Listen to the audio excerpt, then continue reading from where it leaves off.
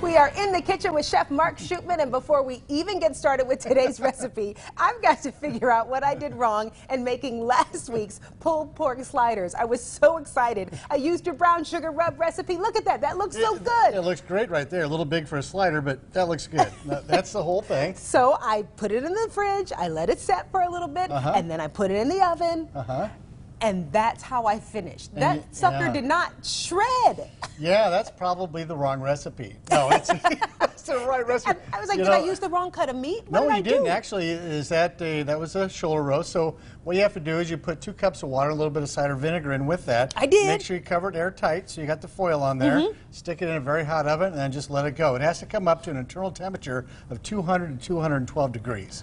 So once because you think when you're thinking pork, okay, 165 and I'm safe, but it doesn't shred at that point. It has to actually overcook, and that's where you're keeping the moisture and the vinegar in there. It really kind of seals that in, and then those seasonings work together and softens it up, and then you just pull with a fork. So probably about another hour and a half in the oven, or even a little hotter oven. Some ovens run different than others, but typically the recipe That's what I did wrong. Good. Yeah. I'm sorry. I'll try again. So call me next time and I'll walk you through it. Okay. Go to the store and get a thermometer. What's on the menu today? Today we're doing something a little bit different. You know, I like sandwiches. I love Brie cheese. This kind of mixes it up. We're going to use a ciabatta bread. We're going to use American bacon, some sliced roast turkey, and some nice Brie cheese. Brie cheese, very buttery, ripened cheese. You know, and I love some of the rind on it, some of it's off. Some people like to eat the rind, some don't.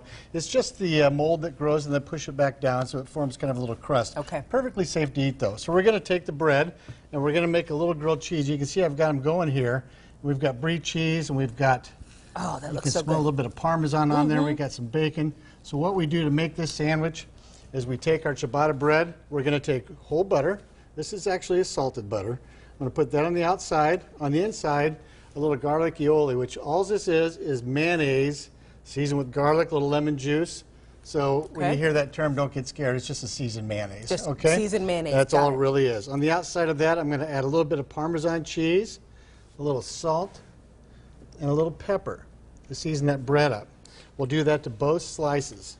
Now we're going to put this and cook it just exactly like a grilled cheese sandwich. So there's nothing really difficult about it. But you know, on the size of the sandwich, it goes really nice. For like a little luncheon, if you want to use it for an hors d'oeuvre, a little snack, anything you like, but it works really, really nice. And the Parmesan cheese helps it brown up. So on one side of that, we're going to go ahead and put our turkey, a slice of bacon. On the other side, this beautiful Brie cheese, nice and buttery, delicious, and some fresh strawberries. I love strawberries and cheese together. I do too. Really, any fruit with Brie, apples, pears. Yes, and you think, boy, have you lost your mind putting strawberries on a sandwich? Well, maybe so, but I tell you what, I think it works nicely. And when you look at that, it gets nice and creamy. The Brie has a really kind of a mushroomy, buttery taste, so it really works nice with the bacon and all those other flavors involved. The strawberries kind of lighten it up. It's great for spring. I cannot wait to try it. We're going to take a quick break and come right back for a taste test after this.